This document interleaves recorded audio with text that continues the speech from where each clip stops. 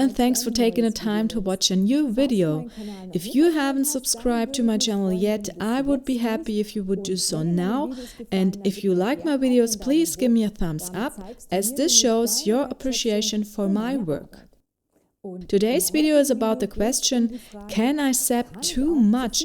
And my answer to that is yes.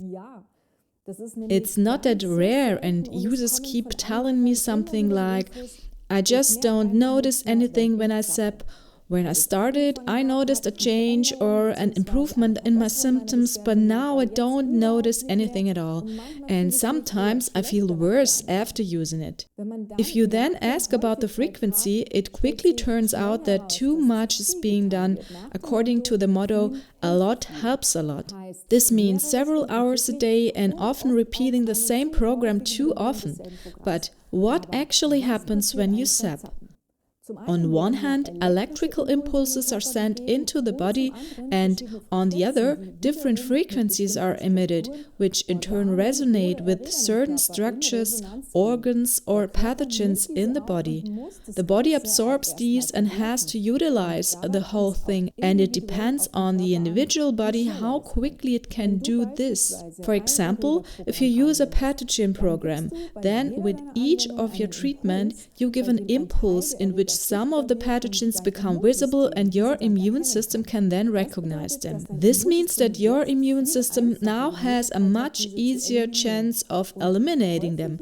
And it is often the case that we already have an exhausted immune system due to our lifestyle, diet, environment, and so on, because if our body could regulate and balance everything on its own, we wouldn't have any complaints, would we?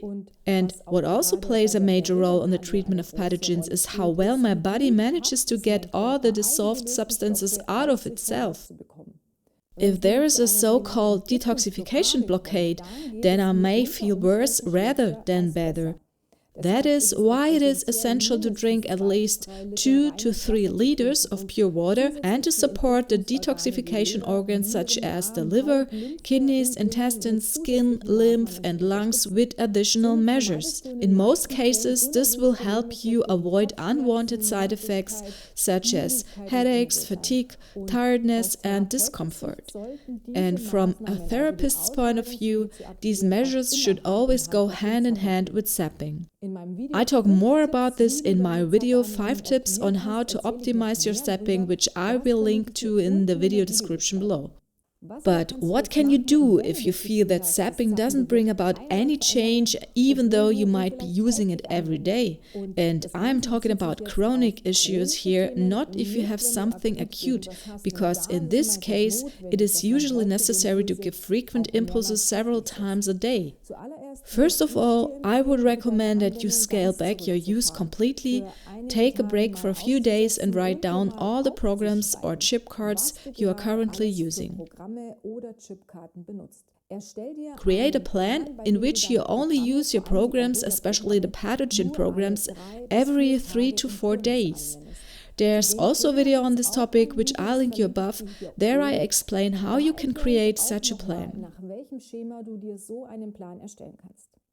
It doesn't make sense to use the same program over and over again every day if you've had a problem for a long time. If you then start zapping again, don't do it for so long straight away, but give your body shorter impulses first, by which I don't mean 1 to 1.5 hours at a time, but less, or split up twice a day, and then it should work well again. What also happens frequently is that people often have the feeling that nothing is happening because they don't even notice it themselves. We often have a particular symptom that we want to get rid of, and this may not happen as quickly as we would like because we may have been struggling with it for several years. But then we don't even realize that 5 other minor complaints are suddenly better or even gone. So My tip here is to make a list of your complaints, however minor they may be, and revise it at regular intervals so that you notice a change yourself. Because maybe your sleep is much better now, you feel more balanced or more resilient in everyday life, your bowel movement have regulated, but the one big problem is still there, and then you have the feeling that zapping doesn't help at all anyway. If, despite all my tips, you still have the feeling that you are not having any success with your symptoms or that you are feeling worse, then you should take a closer look at the topic of regulatory blockades. There is a whole chapter about this in the accompanying book Gentle Healing with Harmonic Waves by naturopath Baklayan. It would take too much time to go into this in detail, but if you're interested in, write me in the comments and I'll make a separate video about it.